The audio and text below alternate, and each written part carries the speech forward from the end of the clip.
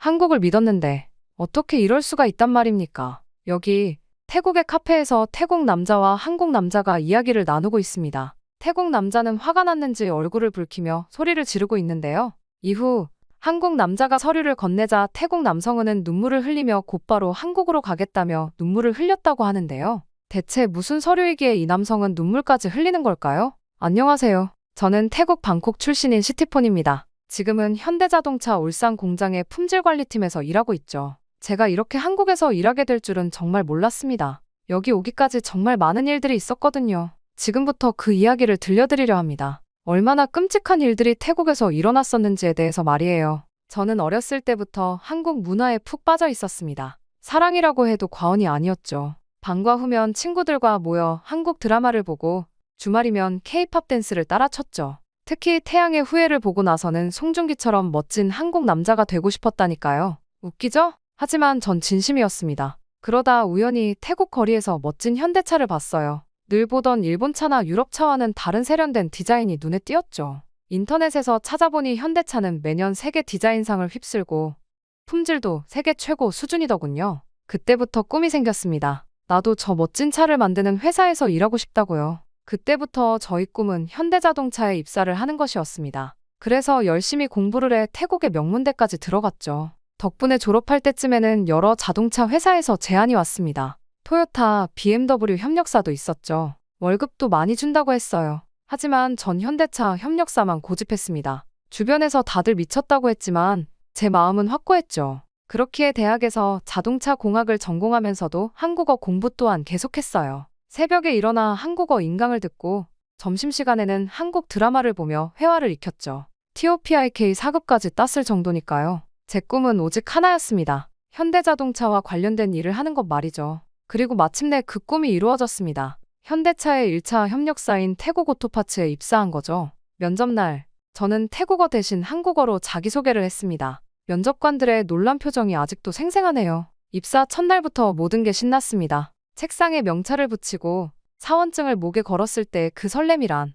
드라마에서 보던 한국 회사의 모습 그대로였어요. 이제 진짜 시작이다. 저는 매일 아침 거울을 보며 다짐했습니다. 옷깃을 여미고 구두를 반질반질 닦았죠. 한국 드라마에서 본 것처럼 와이셔츠는 꼭 다림질을 해서 입었습니다. 태국 친구들은 웃었지만 전 진심이었어요. 그리고 일주일 뒤 한국 본사 품질관리팀과의 첫 미팅이 있었습니다. 저는 밤을 새워가며 한국어로 프레젠테이션을 준비했죠. 정민호 팀장님이 제 발표를 유심히 보시더니 미팅이 끝나고 따로 불러 이야기를 나누자고 하셨습니다. 시티폰 씨, 한국어를 정말 잘하네요. 우리 현대차에 대해서도 많이 공부했고 정민호 팀장님은 제가 준비한 자료들을 하나하나 살펴보시더니 특별 교육 프로그램에 참여해보는 게 어떻겠냐고 제안하셨습니다. 퇴근 후 2시간씩 품질관리 심화 교육을 받는 건데 저한테는 그저 감사한 기회였죠. 우리 태국 공장은 동남아시아 최대 전기차 생산기지가 될 거예요. 정민호 팀장님은 자부심이 가득한 목소리로 말씀하셨습니다.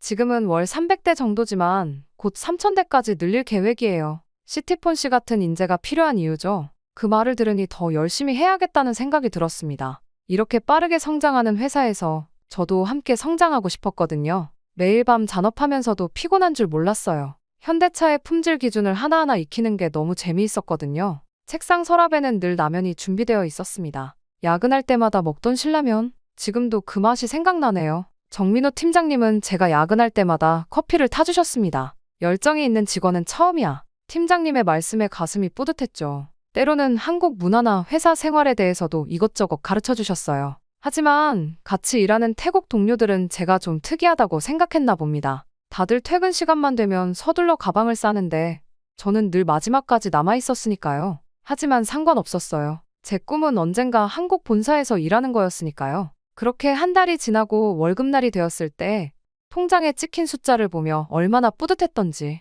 태국 대기업 초봉보다도 더 많은 금액이었습니다. 부모님께 용돈도 드리고 여동생 학원비도 내줄 수 있게 됐죠. 우리 아들, 이제 진짜 성공했네. 어머니는 매일 저녁 제가 사온 김치를 드시면서 그렇게 말씀하셨어요. 앞으로도 이렇게 행복한 날들이 계속되리라 믿었죠. 하지만 그때까지만 해도 저는 몰랐습니다. 제 인생의 가장 큰 시련이자 동시에 최고의 기회가 곧 찾아올 거라는 걸 말이죠. 어느 날 페이스북을 보다가 깜짝 놀랐습니다. 뱅코리아라는 해시태그가 태국 전역에서 폭발적으로 퍼지고 있었거든요. 처음엔 무슨 일인지 몰랐죠. 그런데 게시물들을 읽어보니 가슴이 답답해졌습니다. 한국은 태국인을 무시해. 우리나라 사람들 입국도 못하게 하면서 관광은 와달라고. 이제 한국 안 가면 되지. 태국인들의 한국 입국이 거부된 사례들이 줄줄이 올라오고 있었어요. 입국 심사대에서 까다롭게 질문하고 조금이라도 의심스러우면 바로 입국을 거부한다는 거죠. 어떤 분은 이미 호텔도 예약하고 비행기 값도 다 냈는데 공항에서 되돌아왔다고 했습니다.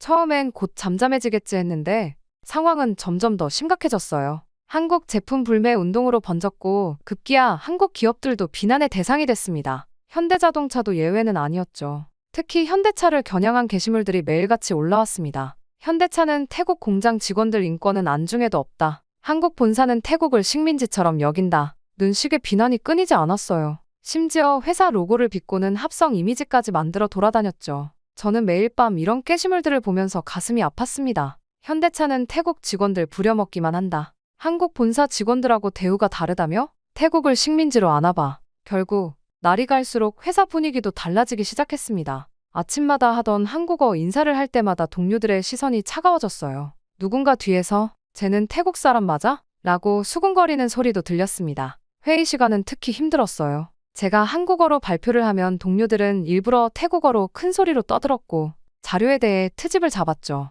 점심시간에는 아예 저를 피해서 다른 테이블에 앉았어요. 쟤는 우리 편이 아니야 라는 말이 공공연히 돌아다녔습니다. 점심시간이면 동료들이 모여서 한국 얘기를 했어요. 한국 본사는 월급이 우리의 5배래. 야근 수당도 더 많이 준대. 우리는 2등 직원 취급하는 거지. 사실이 아닌데도 반박할 수가 없었습니다. 반박했다가는 더 고립될 것 같았거든요. 결국 저는 제 책상에 있던 방탄소년단의 포스터와 한국 드라마 배우들 사진을 떼어냈습니다. 점심시간에 보던 한국 드라마도 더 이상 보지 않았어요. 한국어로 메모하던 습관도 태국어로 바꿨죠. 하지만 마음속으로는 너무 슬펐습니다. 정민호 팀장님도 분위기를 느끼셨나 봅니다. 어느 날 퇴근길에 저를 부르시더니 옥상으로 가자고 하셨어요. 많이 힘들지? 정민호 팀장님은 따뜻한 커피를 건네시며 말씀하셨습니다. 네, 사실 요즘 회사 나오는 게 너무 힘들어요. 순간 저도 모르게 눈물이 났습니다. 예전에는 제 꿈의 직장이었는데 이제는 매일 아침 출근길이 지옥 같았거든요.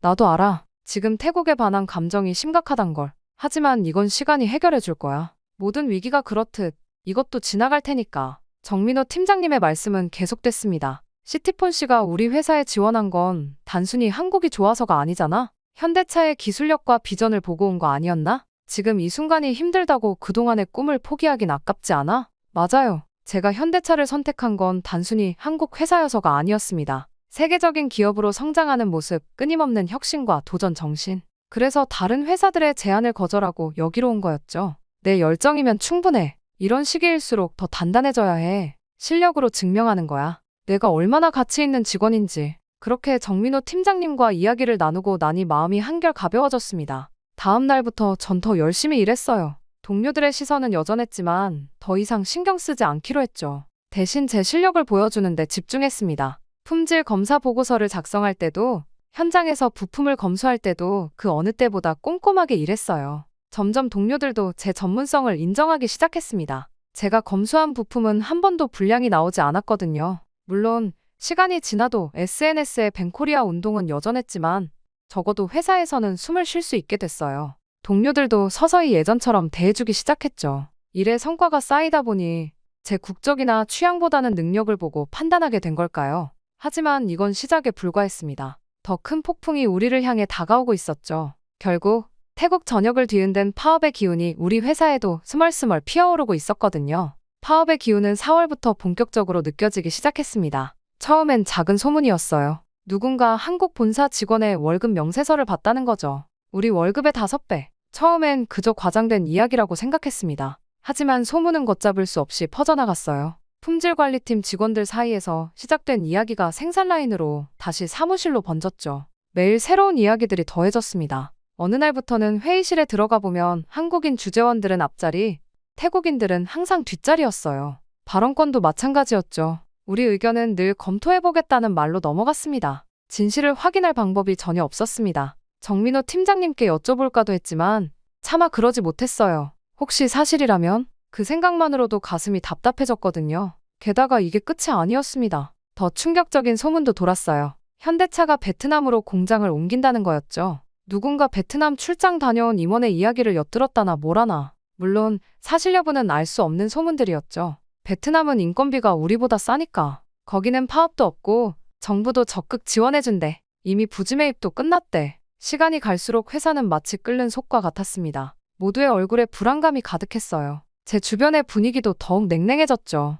전에는 그래도 일로만큼은 인정해주던 동료들도 이제는 저를 완전히 외면했습니다. 특히 점심시간이 제일 힘들었어요. 예전에는 같이 밥을 먹던 동료들이 하나둘 자리를 피하기 시작했거든요. 결국 저는 혼자 구석자리에서 도시락을 먹게 됐습니다. 쟤는 아직도 한국 편이래. 여기서 퇴사하면 한국 본사 가게 해준대나? 우리 월급 깎아서 제 월급 올려준다더라. 말도 안 되는 소문이었지만 해명할 기회조차 없었어요. 책상에 마지막으로 남아있던 한국 관련 물건들도 모두 치워버렸습니다. 태극기 모양의 마우스패드, 한국어 공부 수첩까지 전부 서랍 깊숙이 넣어뒀어요. 파업이 시작되고 말았습니다. 노조가 임금 인상을 요구하며 농성을 시작했다는 소식이 들려온 것이 시발점이 되었죠. 우리 회사에서도 하청업체 노동자 연대를 만들자는 이야기가 나오고 말았거든요. 우리도 똑같은 대우를 받아야 해. 이러다 공장 베트남 가면 우린 다 잘리는 거 아니야? 지금이 기회야. 다 같이 뭉쳐서 싸워야지. 그렇게 동료들은 매일 밤 회사 앞에서 모임을 가졌습니다.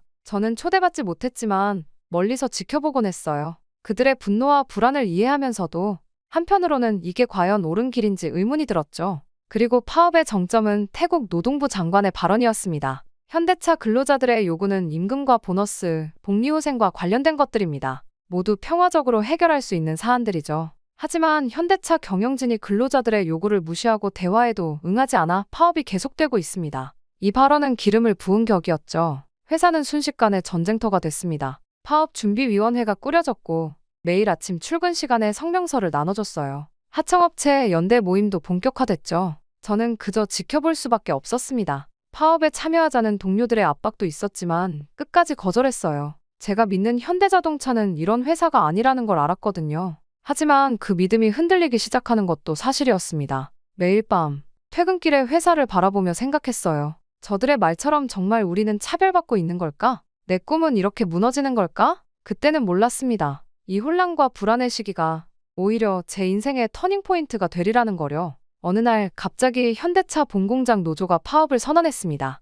아침부터 공장 정문 앞은 피켓을 든 노조원들로 가득 찼죠. 공정한 대우를 요구한다. 차별 없는 일터를 만들자. 크고 작은 피켓들이 햇살 아래 반짝였어요. 시티폰, 넌 태국 사람이잖아. 우리 편이 돼야지. 한국 사람들 편이야? 솜차이 반장의 말이 귓가를 파고들었습니다. 그리고 그 순간 정민호 팀장님의 얼굴이 떠올랐어요. 지난 6개월간 저를 믿고 지지해주신 분이었으니까요. 팀장님은 늘 말씀하셨습니다. 회사는 직원을 배신하지 않아. 시간이 걸려도 좋은 결과가 있을 거야. 하지만 태국인 동료들의 이야기도 이해가 됐어요. 임금 격차, 승진 기회의 차별, 의사결정 과정에서의 소외, 이런 불만들이 전혀 근거 없는 건 아니었으니까요. 내일까지 대답해줘. 더 이상 기다릴 순 없어. 이건 우리 태국 사람들의 자존심이야. 솜차이 반장이 떠나고 저는 홀로 남아 고민했습니다. 파업에 참여하면 태국인 동료들과의 관계는 회복될 테고 어쩌면 더 나은 처우도 받을 수 있을지 모르죠. 하지만 그건 제가 꿈꾸던 방식이 아니었어요.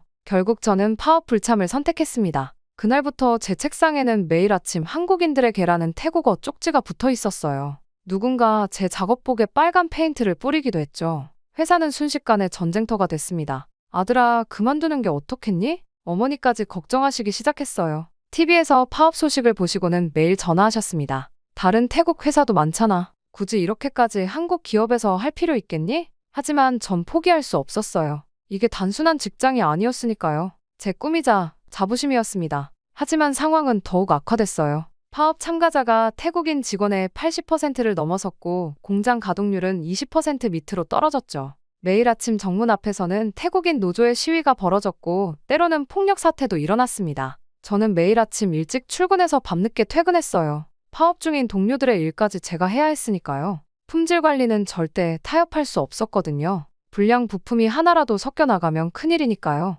시티폰 씨, 혼자 너무 무리하는 거 아닙니까? 정민호 팀장님이 걱정스러운 눈으로 물으셨어요. 침묵이 흘렀습니다. 제 책상 서랍 안에는 아직도 한국 본사 전경 사진이 붙어 있었죠. 대학 시절부터 품어온 꿈이었습니다. 팀장님, 이런 상황에서도 제가 꿈꾸는 걸 포기하지 말아야 할까요? 무슨 뜻입니까? 언젠가 한국 본사에서 일하는 거요. 제 오랜 꿈이었는데 팀장님의 말씀에 힘을 얻었지만 현실은 점점 더 힘들어졌어요. 9월에 접어들자 파업 참가자들은 더욱 과격해졌습니다.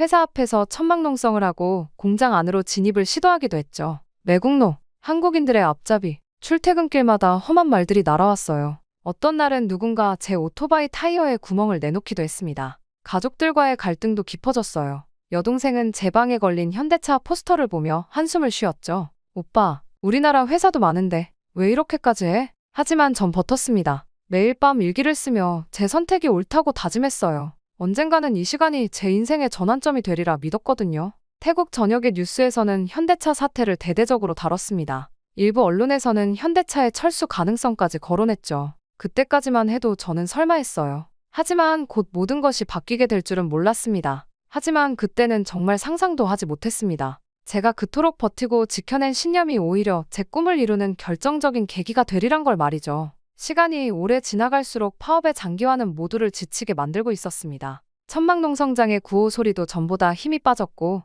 출근하는 사람들을 향한 야유도 점점 줄어들었어요. 그저 서로를 무기력하게 바라보는 시선들만 남았죠. 물론 저도 예외는 아니었습니다. 매일 혼자 일하는 것도 힘들었지만 더 큰 문제는 마음이 흔들리기 시작했다는 거예요. 정말 내가 옳은 선택을 한 걸까? 이렇게 버티는 게 의미가 있을까? 의심이 꼬리에 꼬리를 물었죠. 그러던 어느 날 아침, 저는 충격적인 것을 보고 말았습니다. 그날 저는 평소보다 일찍 출근했죠. 아직 어둑한 사무실에는 아무도 없었어요. 간밤의 비로 축축해진 공기가 답답했죠. 창문을 열려다가 실수로 정민호 팀장님의 책상 위 서류들을 쏟아버렸습니다.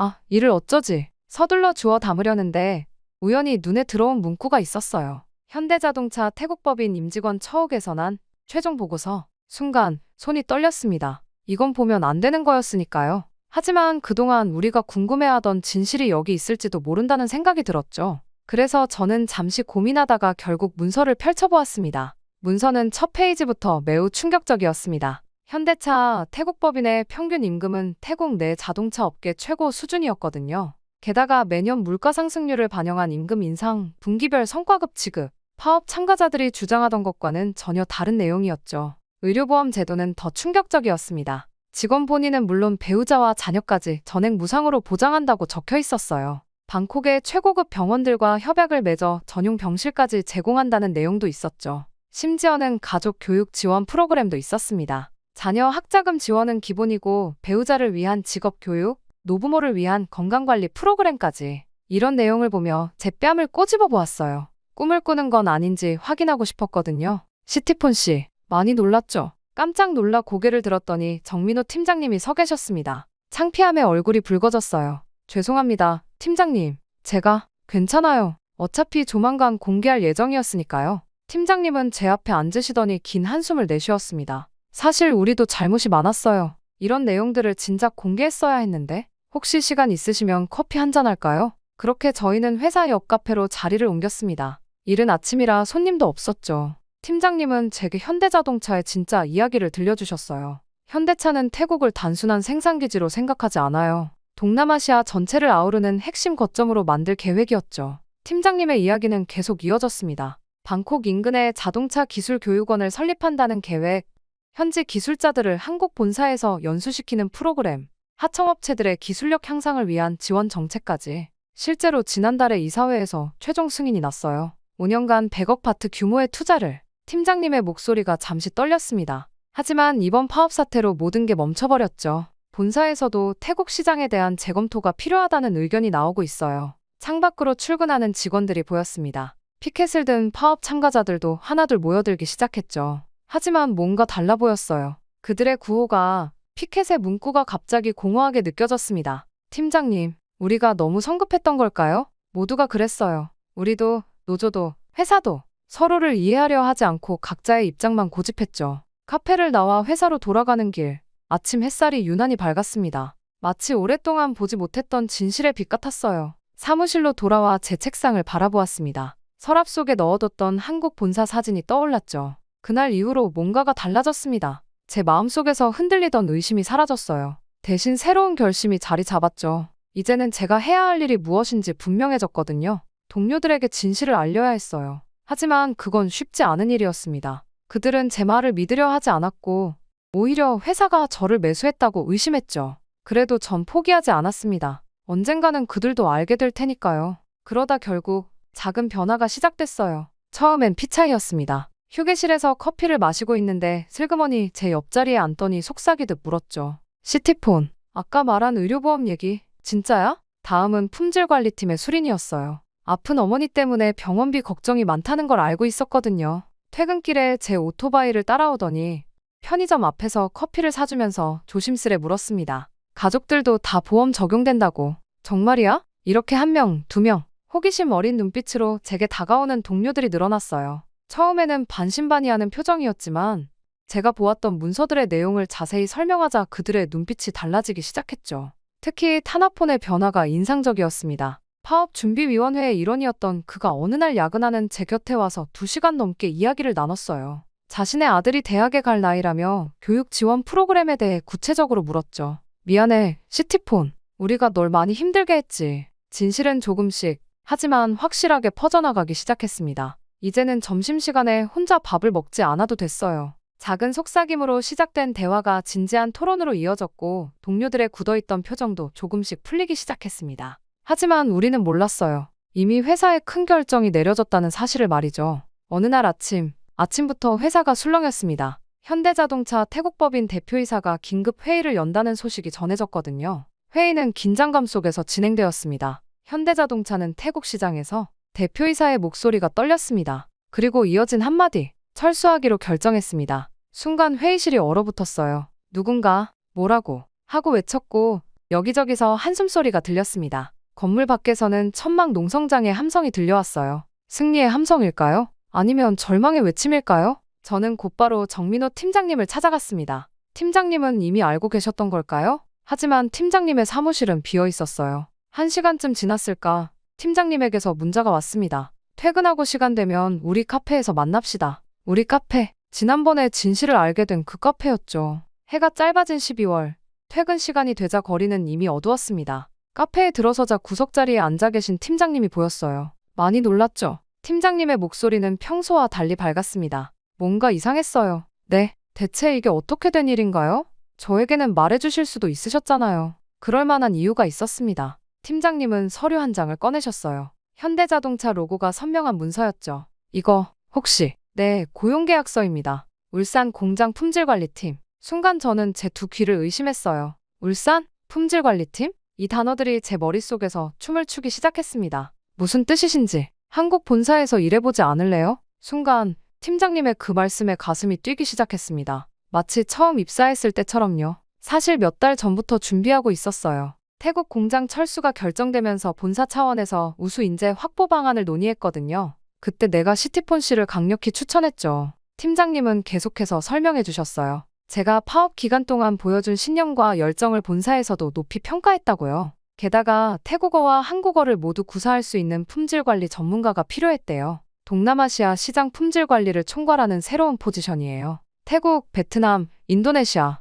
앞으로 이 지역의 품질 문제는 시티폰 씨가 책임지는 거죠. 말씀을 듣는 동안 눈물이 났습니다. 대학 시절 기숙사 벽에 붙여두었던 현대차 본사 전경 사진이 떠올랐어요. 그때는 그저 먼 꿈이었는데 지금 당장 대답하지 않아도 됩니다. 가족들과 상의해보세요. 다만 팀장님이 잠시 말을 멈추셨어요. 다만 뭐죠? 다음 주까지는 답을 주셨으면 해요. 비자 처리도 해야 하니까요. 이후 집으로 돌아가는 길이 어떻게 지나갔는지 모르겠어요. 오토바이를 타고 가면서도 계속 고용계약서가 든 서류봉투를 만지작거렸죠. 꿈이 아닌지 확인하고 싶었거든요. 하지만 기쁨도 잠시, 현실적인 고민이 밀려왔습니다. 지금 이 순간에도 어머니는 아프시고 여동생은 대학을 다니고 있었어요. 제가 한국에 가면 누가 가족을 돌보지? 그리고 한국에서의 생활, 정말 잘 해낼 수 있을까? 엄마, 저 왔어요. 현관문을 열자 구수한 또명국 냄새가 코를 찔렀습니다. 어머니는 언제나 제가 힘들 때마다 이 음식을 해주셨죠. 소식 들었다, 아들.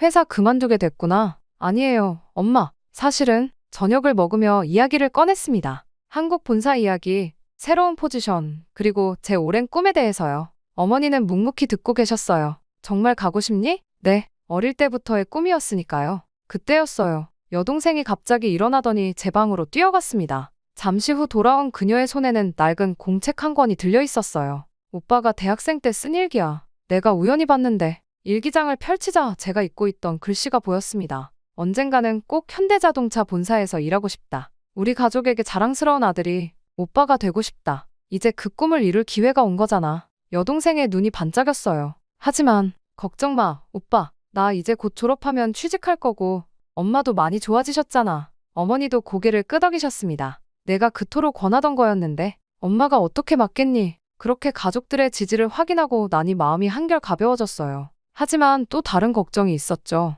과연 제가 잘 해낼 수 있을까? 한국에서의 생활, 더 큰 책임감, 새로운 도전들. 그날 밤 계약서를 다시 한번 꼼꼼히 읽어보았습니다. 업무 범위, 급여 조건, 복리후생, 모든 게 너무나 좋았어요. 특히 마지막 장에 적힌 문구가 눈에 들어왔습니다. 현대자동차는 당신의 꿈과 함께 성장하기를 희망합니다. 창밖으로 방콕의 밤거리가 보였어요. 어두운 하늘에 총총히 박힌 별들이 마치 울산으로 가는 길을 밝혀주는 것 같았습니다. 이제 결심이 섰어요. 그리고 다음 날 아침, 저는 아침 일찍 정민호 팀장님을 찾아가 말씀드렸습니다. 팀장님, 한국으로 가겠습니다. 팀장님은 환하게 웃으시며 제 어깨를 두드려 주셨어요. 잘 생각했어요. 걱정 마세요. 제가 끝까지 책임지고 챙겨주겠습니다. 그렇게 저는 울산에 첫 발을 내딛게 되었습니다. 처음 도착했을 때 하늘에서 하얀 눈이 내리고 있었어요. 방콕에서는 볼 수 없었던 광경이죠. 현대자동차 본사 정문 앞에 섰을 때 심장이 터질 것 같았습니다. 시티폰 씨, 드디어 왔네요. 정민호 팀장님이 환하게 웃으며 맞아주셨어요. 태국 공장 철수 이후 한 달 먼저 한국에 오셨다고 했죠. 품질관리팀 사무실로 들어서자 모든 시선이 저를 향했습니다. 여러분, 오늘부터 우리 팀에 합류하는 시티폰입니다. 태국인 최초로 본사 품질관리팀에 정규직으로 입사하는 친구예요. 팀장님의 소개가 끝나자 박수 소리가 터져 나왔어요. 그리고 제 옆자리에 앉은 김민수 대리님이 태국어로 인사를 건넸습니다. 사와디 크랍? 서툰 발음이었지만 그 배려가 너무나 감동적이었어요. 알고 보니 제가 온다는 소식을 듣고 태국어를 공부하기 시작했다고 하더군요. 회사는 기숙사를 제공해줬습니다. 한국인 룸메이트 민준 씨는 저에게 한국 생활을 많이 알려주었고 같은 층에는 저처럼 해외에서 온 직원들도 있었어요. 베트남에서 온 응우엔, 인도네시아의 라흐만. 우리는 금세 친해졌죠. 저녁이면 각자의 나라 음식을 만들어 나누어 먹으며 이야기꽃을 피웠습니다. 첫 업무는 동남아시아 시장 품질 보고서 작성이었어요. 태국어와 한국어를 모두 할 수 있는 제 능력이 빛을 발했죠. 현지 공장에서 올라온 보고서를 검토하고 한국 기준에 맞춰 피드백을 주는 일이었습니다. 시티폰 씨가 있어서 정말 다행이에요. 이제야 현지 상황을 제대로 이해할 수 있게 됐어요. 김 부장님의 말씀에 가슴이 뿌듯했습니다. 제가 정말 도움이 되고 있다는 걸 실감할 수 있었거든요. 주말이면 서울로 올라가 한국 드라마 촬영지를 찾아다녔어요.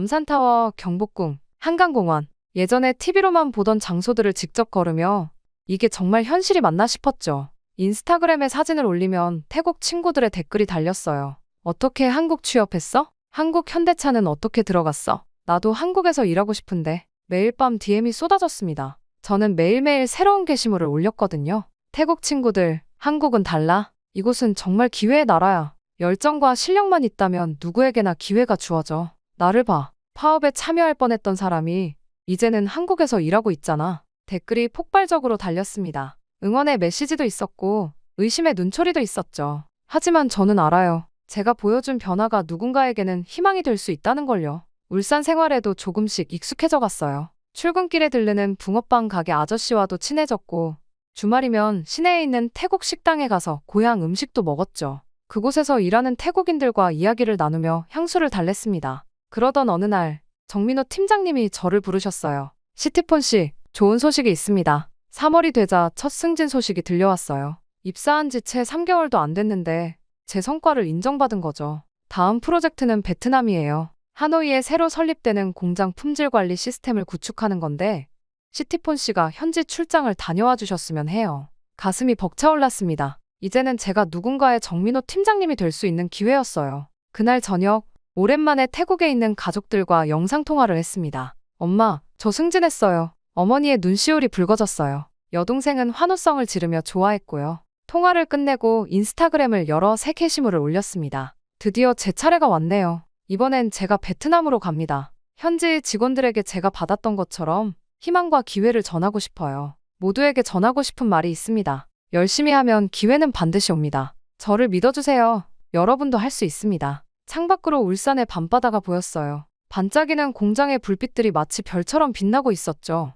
방콕에서 흔들리던 그 청년이 이제는 자신의 꿈을 현실로 만들어가고 있었습니다. 한국에서의 새로운 삶은 계속됩니다. 이제는 제가 누군가의 꿈이 되어가고 있어요. 매일 아침 현대차 본사로 출근하면서 다짐합니다. 더 많은 이들에게 희망이 되어주자고요. 제가 그랬던 것처럼 누구나 자신의 꿈을 이룰 수 있다는 걸 보여주자고요. 안녕하세요. 시티폰입니다. 오늘도 화이팅 하세요. 매일 아침 사무실에 울려 퍼지는 제 인사말이 이제는 저의 새로운 자부심이 되었습니다. 이제 저는 계속해서 저희 신념을 믿고 나아가려 합니다. 저의 꿈이었던 이곳, 현대 자동차에서 말이죠. 저에게 이런 기회를 주신 한국에게 감사함을 가지면서 말이죠. 언젠가는 태국과 한국 모두 사이가 완화되기를 바라며 저의 이야기는 여기서 마치겠습니다. 감사합니다. 여기 태국의 유명 요리사가 한국 때문에 식당이 망해버렸다고 합니다. 이 요리사는 자신의 인생을 망쳐버린 한국에게 반드시 복수하겠다고 소리쳤다가 한국인 남성과의 만남 이후 한국이라는 이야기만 들으면 눈물을 흘리게 되었다고 하는데요.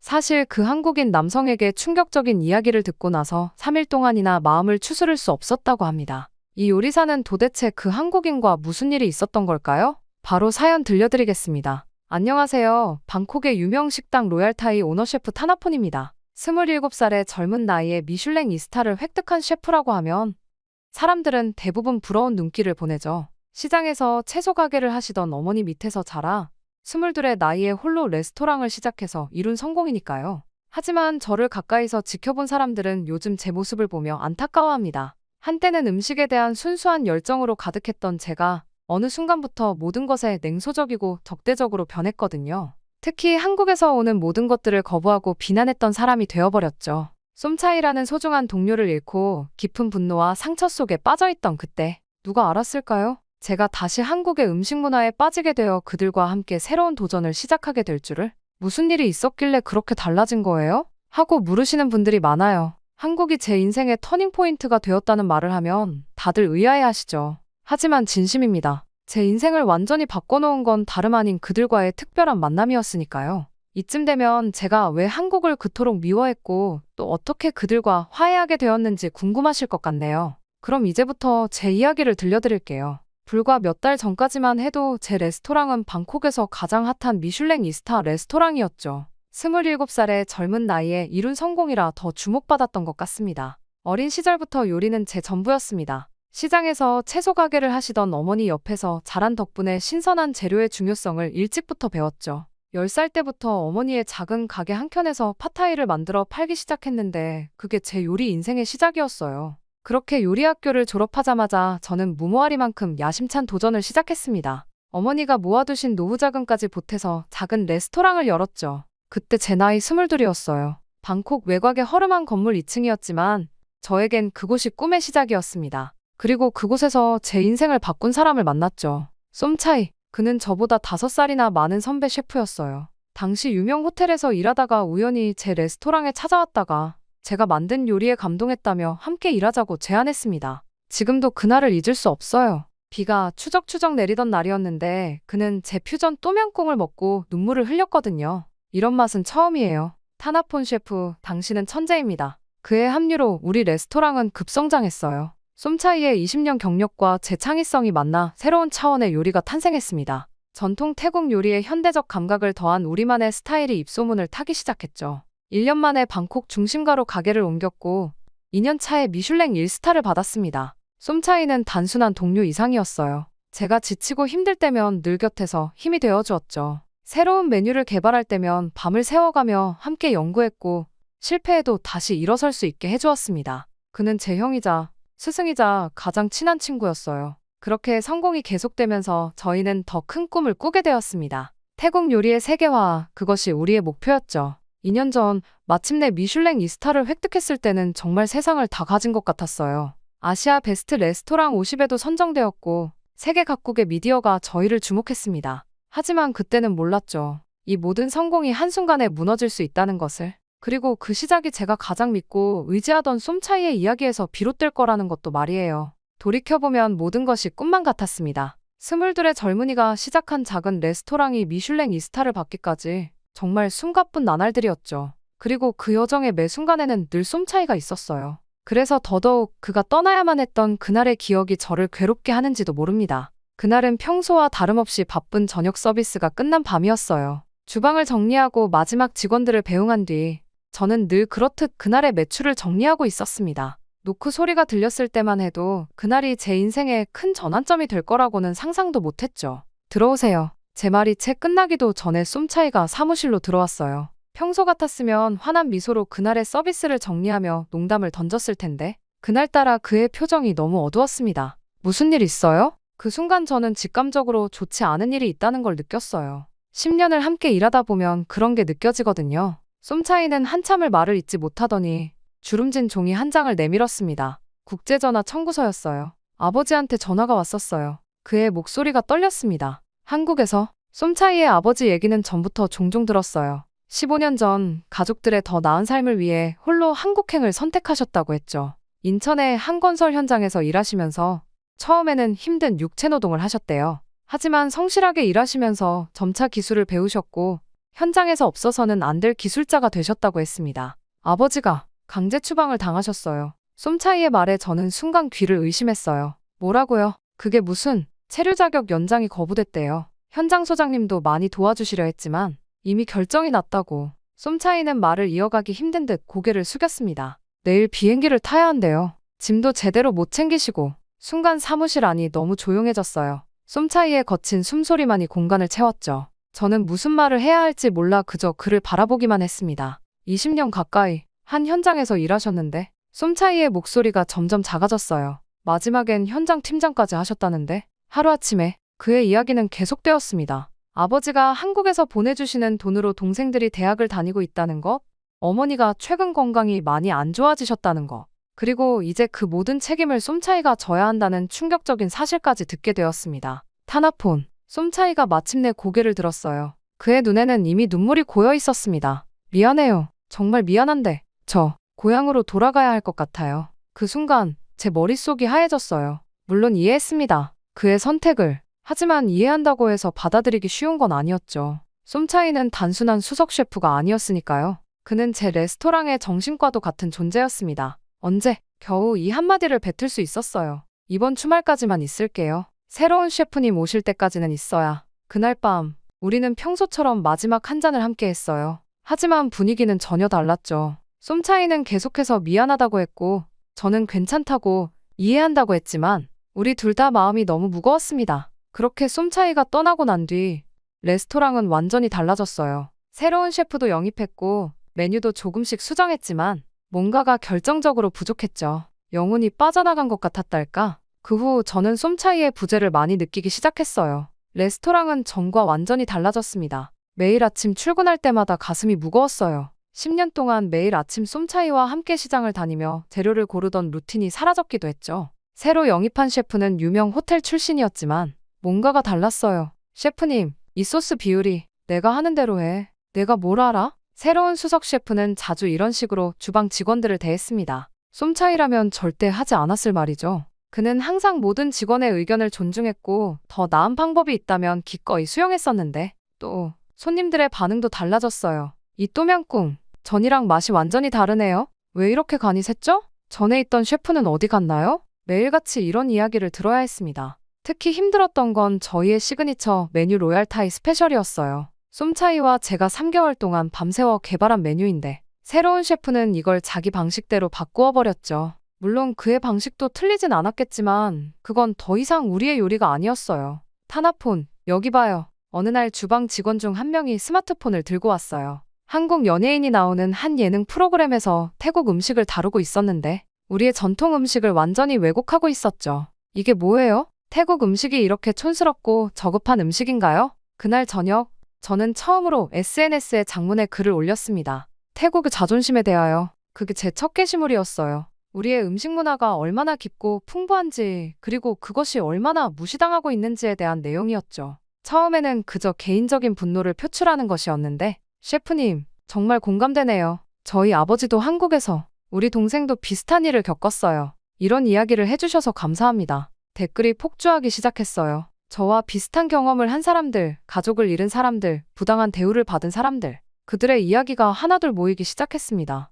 그러다 우연히 쏨차이 아버지의 근황을 듣게 됐어요. 한국에서 20년 가까이 일하시면서 모아둔 퇴직금도 제대로 정산받지 못하셨다는 거였죠. 순간 피가 거꾸로 솟는 것 같았어요. 이게 말이 되나요? 20년을 바친 사람을. 이 게시물은 24시간 만에 10만 조회수를 기록했습니다. 그리고 제 계정 프라이드 오브 타이는 순식간에 태국의 젊은이들 사이에서 가장 영향력 있는 계정이 되었어요. 레스토랑에서도 변화가 시작됐습니다. 처음에는 한국 손님들에게 좀 더 차가운 서비스를 하는 정도였어요. 하지만 점점 그 수위가 높아졌죠. 예약을 받지 않기 시작했고 한국산 식재료도 전면 교체했습니다. 우리는 더 이상 한국과 협력하지 않습니다. 매장 입구에 이런 문구를 걸었을 때 솔직히 망설임도 있었어요. 하지만 그때 저는 이게 옳은 일이라고 믿었습니다. 그러던 어느 날 다시 잠잠해진 줄 알았던 제 일상에 폭풍우가 휘몰아쳤습니다. 그날 이후로 말이죠. 그날도 평소처럼 주방에서 바쁘게 일하고 있었는데 비서가 급하게 저를 찾아왔습니다.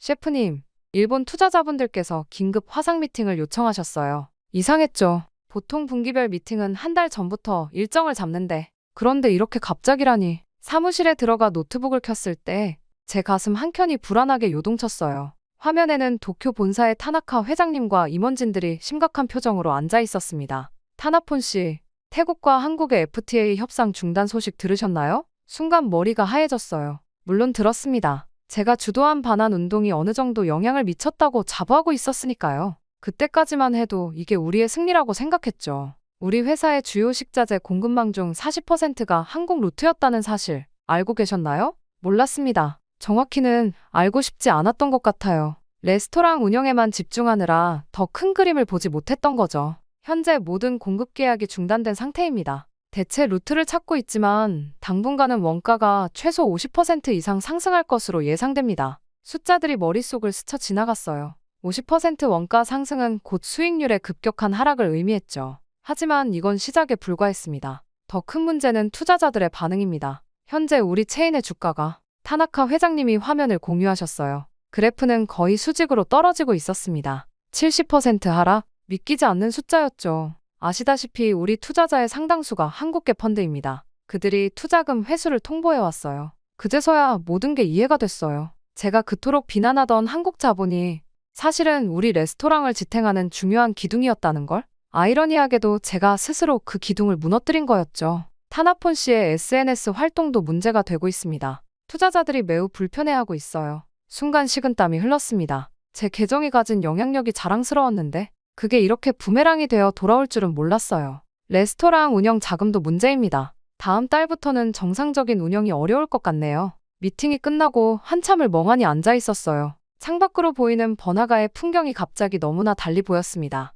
이제 곧 이 레스토랑도 이 거리도 떠나야 하나? 그때 주방에서 한 직원이 달려왔어요. 셰프님, 대형 식자재 업체들이 거래 중단을 통보해왔습니다. 다들 한국 계열사들이라 현실은 생각보다 더 빠르게 저를 덮쳐왔어요. 그날 저녁 서비스를 준비하면서 처음으로 제가 저지른 실수의 크기를 실감하기 시작했습니다. 메뉴판을 다시 써야 했어요. 더 이상 구할 수 없는 식재료들이 너무 많았거든요. 양식당에서 파스타를 빼는 것처럼 우리의 시그니처 메뉴들을 하나둘씩 지워나가야 했습니다. 그리고 그날 밤 처음으로 직원들 앞에서 눈물을 보였어요. 다음 달부터는 당분간 급여 지급이 어려울 것 같습니다. 제 말이 끝나기도 전에 주방이 술렁이기 시작했죠. 지금 생각해보면 그때가 진짜 몰락의 시작이었던 것 같아요. 그렇게 레스토랑의 분위기는 하루하루 무거워졌어요. 매일 아침 출근할 때마다 직원들의 표정이 더욱 어두워지는 게 보였습니다. 한때 웃음소리가 가득했던 주방은 이제 무거운 정적만이 감돌았죠. 특히 마음이 아팠던 건 15년차 수석 서버 파이산 씨였어요. 그는 제가 처음 레스토랑을 열 때부터 함께한 직원이었는데 어느 날 아침 사직서를 들고 제 사무실을 찾아왔습니다. 셰프님, 정말 죄송합니다. 하지만 아이들 학비도 있고 그의 목소리가 떨렸어요. 저는 아무 말도 할 수 없었죠. 뭐라고 말해야 할까요? 그의 선택이 잘못됐다고 아니면 조금만 더 기다려달라고. 파이산 씨, 미안해요. 아니에요, 셰프님. 오히려 제가 미안합니다. 끝까지 함께하지 못해서. 그날 이후로 직원들의 사직서가 물밀듯이 밀려들었어요. 새로운 일자리를 찾아야 했던 거죠. 한때 50명이 넘었던 직원이 이제는 10명도 채 남지 않았습니다. 메뉴도 대폭 축소해야 했어요. 더 이상 최상급 식재료를 구할 수 없었으니까요. 한국산 식재료를 대체하려 했지만 가격이 너무 비쌌어요. 중국산으로 대체하자니 품질이 확연히 달랐죠. 죄송하지만 이 메뉴는 현재 제공이 어렵습니다. 손님들께 이런 말을 할 때마다 가슴이 찢어지는 것 같았어요. 특히 단골 손님들의 실망한 표정을 보는 게 가장 힘들었죠. 미슐랭 평가단이 방문했을 때는 정말 최악이었습니다. 타나폰 씨, 솔직히 말씀드리자면 이건 더 이상 이 스타 레스토랑의 수준이 아닙니다. 그들의 평가는 냉정했어요. 다음 달 새로운 가이드북이 나올 때 우리는 별을 모두 잃게 될 거라고, 현실을 직시하라고 하더군요. 아시아 베스트 레스토랑 50에서도 퇴출됐습니다. 3년 연속 20위권 내에 들었던 레스토랑이 이제는 순위에서조차 사라진 거예요. 그렇게 매출은 급감했고 고정비는 여전했죠. 매달 말이면 은행 잔고를 확인하는 게 가장 큰 스트레스였어요. 직원들 급여, 임대료, 관리비, 돈이 빠져나가는 구멍은 많은데 들어오는 건 점점 줄어들었으니까요. 어느 날은 와인 창고에 들어가서 한참을 울었어요. 제가 그토록 자부심을 가지고 모아온 와인들, 이제는 하나둘씩 헐값에 팔아야 했죠. 특급 와인들을 시중가의 절반도 안 되는 가격에 처분하면서 가슴이 찢어지는 것 같았습니다. 셰프님, 은행에서 또 연락이 왔습니다. 재무팀장의 목소리가 떨렸어요. 더 이상 대출 연장이 어렵다고, 이제는 상환 계획을 제출해야 한다고 하더군요. 밤마다 엑셀 파일을 들여다보며 한숨만 쉬었죠. 숫자들은 냉정했어요. 이대로 가다간 6개월도 버티기 힘들 거라고 말해주고 있었습니다. 그러던 어느 날, 쏨차이에게서 전화가 왔어요. 타나폰, 많이 힘들죠? 그의 목소리를 듣는 순간 눈물이 왈칵 쏟아졌습니다. 쏨차이, 내가 다 망쳤어. 당신이 그렇게 열심히 만들어준 이 레스토랑을. 내가. 전화기 너머로 들려오는 그의 한숨 소리가 너무나 무거웠어요. 그는 한동안 아무 말도 하지 않았죠. 그리고 나서야 조용히 말을 이었습니다. 타나폰, 이제라도 모든 걸 내려놓을 때가 된 것 같아요. 그의 말이 끝나기도 전에 저는 전화를 끊어버렸어요. 하지만 그가 맞았죠. 이제는 정말 모든 것을 내려놓아야 할 때였습니다.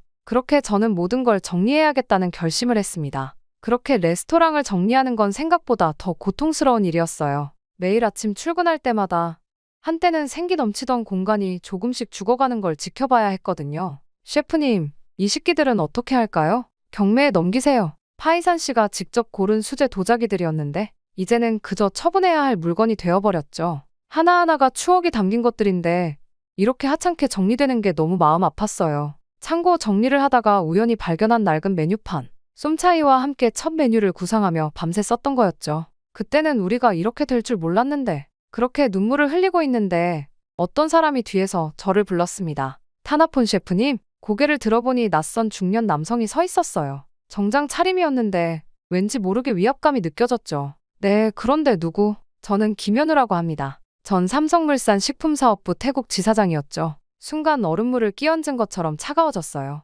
제가 그토록 비난했던 그들 중 한 명이 여기까지 찾아온 거죠. 무슨 일로? 타나폰 씨의 SNS 글들 전부 봤습니다. 그의 목소리는 의외로 차분했어요. 적대감이나 분노가 느껴지지 않았죠. 오히려 안타까움이 느껴졌달까요? 우리가 이곳을 떠나며 얼마나 많은 사람들이 힘들어졌는지 이제는 아시겠죠? 그는 천천히 자리에 앉았어요. 그리고 한숨을 깊게 내쉬더니 오래된 이야기를 꺼내기 시작했습니다. 15년 전 처음 태국에 왔을 때가 생각나네요. 당시 이 지역은 그저 낙후된 공업단지였어요. 하지만 우리는 이곳의 가능성을 믿었죠. 그의 말에 따르면 한국 기업들이 이 지역에 투자하기 시작하면서 많은 것이 변했다고 해요. 일자리가 늘어났고 기술이 전수됐으며 지역 경제가 활성화됐다고. 알고 계셨나요? 당신의 레스토랑 성공에도 우리가 조금은 기여했다는 걸. 처음엔 그 말이 무슨 뜻인지 이해하지 못했어요. 하지만 그의 설명을 들으며 천천히 깨달아갔죠. 이 지역의 소득 수준이 높아지면서 고급 레스토랑을 찾는 수요도 늘어났잖아요.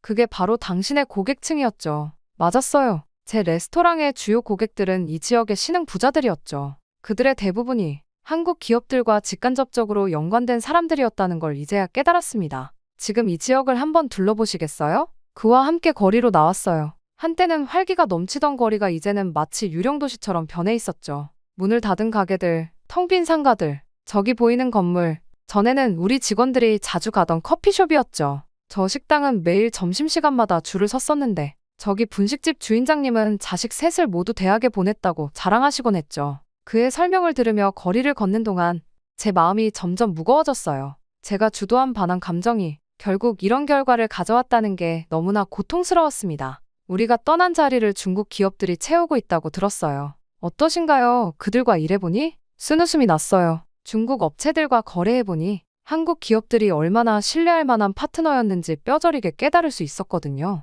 이제 무얼 하실 건가요? 타나폰 씨. 그의 질문에 바로 답할 수 없었어요. 하지만 한 가지는 확실했습니다. 더 이상 증오와 분노로는 아무것도 해결할 수 없다는 것. 김현우 전 지사장님과의 만남 이후 저는 깊은 고민에 빠졌어요. 그날 밤 문득 쏨차이와 대화를 하고 싶다는 생각에 전화를 걸었습니다. 쏨차이, 아버님 좀 바꿔주실 수 있나요? 잠시 후 수화기 너머로 낯익은 목소리가 들려왔어요. 쏨차이 아버님의 목소리는 제가 기억하던 것보다 훨씬 온화했습니다. 타나폰, 많이 힘들지? 의외의 첫 마디였어요. 제가 그토록 한국을 비난했는데 오히려 저를 걱정해 주시다니 목이 메어 한동안 말을 잇지 못했습니다. 아버님, 한국에서의 시간이 정말 그렇게 힘들기만 하셨나요? 깊은 한숨소리가 들려왔어요. 그리고 아버님은 천천히 이야기를 시작하셨습니다. 1998년 처음 한국에 갔을 때를 기억해. 인천공항에 내리자마자 무서웠지. 언어도 모르고 문화도 달랐으니까. 하지만 그게 내 인생의 전환점이 된 줄은 그때는 몰랐어. 아버님의 이야기는 제가 알던 것과는 전혀 달랐어요. 힘든 시간도 있었지만 그보다 더 많은 따뜻한 추억이 있었다고 하셨죠. 현장 소장님이 내 딸 결혼식에 참석하려고 태국까지 오신 거 알아? 쏨차이가 요리사가 되겠다고 했을 때도 소장님이 학원비를 지원해 주셨어. 1시간 가까이 이어진 통화에서 저는 전혀 새로운 이야기를 들었어요. 20년간의 시간이 결코 강제노동이나 착취가 아니었다는 거. 오히려 서로를 이해하고 배려하는 관계였다는 거. 마지막으로 하고 싶은 말이 있다면 네, 말씀해 주세요. 타나폰, 미움은 미움만 낳는단다. 넌 좋은 요리사야. 음식으로 사람들을 행복하게 해줄 수 있는 사람이지. 그런 내가 증오를 퍼뜨리는 사람이 되면 안 돼. 그 말씀이 제 가슴을 깊이 찔렀어요. 정작 제가 해야 할 일은 다른 거였는데 엉뚱한 곳에서 시간을 허비하고 있었던 거죠. 그렇게 통화가 끝나고 저는 레스토랑 주방으로 향했어요. 텅 빈 주방에 불을 켜고 오랜만에 칼을 잡았습니다. 요리는 항상 제게 위안이 되어주었거든요. 식재료를 다듬으며 생각했어요. 음식에는 국경이 없다고들 하죠. 한국의 김치와 태국의 솜땀이 어우러져 새로운 맛을 만들어내는 것처럼 우리도 서로를 이해하고 받아들일 때 더 나은 무언가를 만들어낼 수 있지 않을까. 그날 밤 저는 새로운 메뉴를 구상했어요. 한국과 태국의 식재료를 조화롭게 섞은 퓨전 요리. 어쩌면 이게 제가 진정으로 해야 할 일의 시작일지도 모른다는 생각이 들었습니다. 쏨차이, 나 다시 시작할 수 있을까요? 그럼요. 쏨차이와 문자를 하면서 저는 마음을 다잡을 수 있었습니다. 무언가를 해야 한다는 생각이 솟구쳤어요. 그렇게 마음을 다잡고 컴퓨터 앞에 앉았습니다. 10만 명의 팔로워를 가진 프라이드 오브 타이 계정. 한때는 자부심이었던 이 계정이 이제는 제게 큰 부담으로 다가왔어요. 여러분, 저는 그동안 큰 잘못을 저질렀습니다. 떨리는 손으로 첫 문장을 적었어요. 키보드 위에서 손가락이 몇 번이나 멈칫거렸지만 이제는 더 이상 진실을 외면하지 않기로 했습니다. 지난 1년간 저는 잘못된 분노와 오해로 많은 거짓 정보를 전파했습니다. 특히 한국에 대한 제 주장들은 대부분 편견과 감정에 기반한 것이었음을 고백합니다. 엔터키를 누르자마자 댓글이 달리기 시작했어요. 배신자, 한국 돈에 매수됐네. 너도 결국 그들 편이었어? 하지만 멈출 수는 없었습니다. 쏨차이 아버님의 진짜 이야기를 시작했어요. 한국에서 20년간 일하신 분의 진짜 증언을 들려드리겠습니다. 제가 그동안 왜곡했던 진실, 그들의 발전 과정에서 우리가 배워야 할 점들, 그렇게 실제 사례들을 하나하나 적어내려갔어요. 한국 기업들의 기술 전수 프로그램, 현지 직원 교육 시스템, 위기 때 보여준 리더십, 제가 듣고 배운 모든 것을 있는 그대로 공유했습니다. 태국 요리사로서 특히 감명 깊었던 건 한국의 음식 문화입니다. 김치 하나만 보더라도 그들의 끈기와 계획성이 고스란히 담겨있죠. 다음 세대를 위해 먹거리를 준비하는 마음. 그때 한 댓글이 제 눈에 들어왔어요. 저는 삼성전자 태국 공장에서 일했던 직원입니다. 셰프님 말씀이 맞아요. 그들에게서 배운 건 단순한 기술이 아니었어요. 일하는 자세, 책임감, 미래를 준비하는 태도. 조금씩 분위기가 달라지기 시작했습니다. 비난하는 댓글 사이로 자신의 경험을 나누는 사람들이 하나둘 늘어났어요. 저희 아버지도 현대건설에서 15년 일하셨어요. 덕분에 저희 삼형제가 모두 대학을 나올 수 있었죠. 한국 회사가 떠난 뒤 우리 동네가 얼마나 침체됐는지 아세요? 용기를 내어 더 깊은 고백을 이어갔습니다. 제 레스토랑이 망하게 된 것도 결국 제 잘못된 판단 때문이었습니다. 감정적인 대응이 얼마나 많은 사람들에게 피해를 줬는지, 직원들의 일자리, 협력업체들과의 관계, 지역 경제에 미친 영향까지. 글이 길어질수록 오히려 마음은 가벼워졌어요. 이제는 더 이상 숨기지 않고 있는 그대로의 진실을 말할 수 있다는 게 오히려 후련했습니다. 그래서 저는 새로운 도전을 시작하려고 합니다. 이번에는 증오가 아닌 이해를, 대립이 아닌 협력을 이야기하고 싶어요. 한국과 태국이 서로에게서 배우고 성장할 수 있는 방법을 함께 찾아보고 싶습니다. 마지막으로 쏨차이에게 받은 사진 한 장을 올렸어요. 20년 전 한국 현장에서 찍은 그의 아버님 사진이었죠. 환한 미소로 동료들과 어깨를 걸고 있는 모습. 그 미소에 담긴 진정한 의미를 이제야 알 것 같았습니다. 이것이 진정한 프라이드 오브 타이가 아닐까요? 편견을 넘어 서로를 이해하고 함께 성장하는 것. 여러분의 의견을 듣고 싶습니다. 게시물을 올리고 깊은 한숨을 내쉬었어요. 이제 시작입니다. 긴 여정이 되겠지만 이번에는 올바른 길을 걸어가고 싶다는 생각을 했습니다. 제 게시물은 예상보다 큰 파장을 일으켰어요. 팔로워 수는 절반 이상 줄었지만 남은 사람들과의 대화는 오히려 더 깊어졌습니다. 셰프님, 저도 비슷한 경험이 있어요. 한식당을 운영하면서 느낀 점들을 나누고 싶은데 어느 날 한 메시지가 제 눈에 들어왔어요. 방콕에서 20년째 한식당을 운영하고 계신 박민지 셰프님이었죠. 그분과의 만남은 제게 새로운 전환점이 되었습니다. 타나폰 셰프, 우리 함께 새로운 프로젝트를 시작해보는 게 어떨까요? 박 셰프님이 제안하신 건 한테 푸드 콜라보레이션이었어요. 두 나라의 셰프들이 서로의 요리를 배우고 새로운 퓨전 요리를 만들어내는 프로젝트였죠. 음식은 그 나라의 문화와 역사를 가장 잘 보여주는 거울이에요. 우리가 서로를 이해하는 가장 좋은 방법이 될 수 있죠. 처음에는 작은 규모로 시작했어요. 제 레스토랑의 남은 주방을 활용해서 매주 토요일마다 한국과 태국의 젊은 셰프들이 모였습니다. 와, 김치와 또명꿍의 조화가 이렇게 완벽할 줄이야. 태국 컵으로 만든 비빔밥이라니 정말 신선해요. 새로운 맛을 만들어내는 과정은 그 자체로 문화적 소통이었어요. 서로의 식재료를 이해하고 조리법을 배우면서 자연스럽게 서로의 문화도 이해하게 됐죠. SNS에도 변화가 찾아왔습니다. 이제는 프라이드 오브 타이가 아닌 브리지 오브 테이스트라는 새 계정으로 활동하기 시작했어요. 양국의 음식 문화를 소개하고 새로운 퓨전 요리를 공유하는 플랫폼이 된 거죠. 오늘은 한국의 된장과 태국의 남프릭을 활용한 새로운 소스를 만들어 보았습니다. 두 나라의 전통이 만나 탄생한 이 맛을, 특히 뿌듯했던 건 쏨차이가 다시 합류하게 된 거예요. 그는 이제 한국의 유명 셰프들과 교류하면서 새로운 메뉴 개발에 앞장서고 있습니다. 타나폰, 우리가 진작 이렇게 했어야 했는데 말이에요. 프로젝트는 점점 더 큰 관심을 받기 시작했어요. 현지 언론에서도 주목하기 시작했고 양국 대사관에서도 지원 의사를 밝혀왔습니다. 이게 바로 우리가 원하던 문화 교류의 모습입니다. 음식을 통해 서로를 이해하고 더 놀라운 변화는 교육 분야에서 일어났어요. 우리의 프로젝트를 본 태국의 요리학교들이 한국 요리 과정을 개설하기 시작했고 한국의 요리학교들도 태국 요리에 더 많은 관심을 보이기 시작했죠. 다음 달부터는 한국의 유명 요리학교와 학생 교환 프로그램을 시작합니다. 양국의 젊은 셰프들이 이제 제 꿈은 더 커졌어요. 단순한 레스토랑 운영을 넘어 음식을 통해 두 나라의 문화적 가교 역할을 하고 싶었거든요.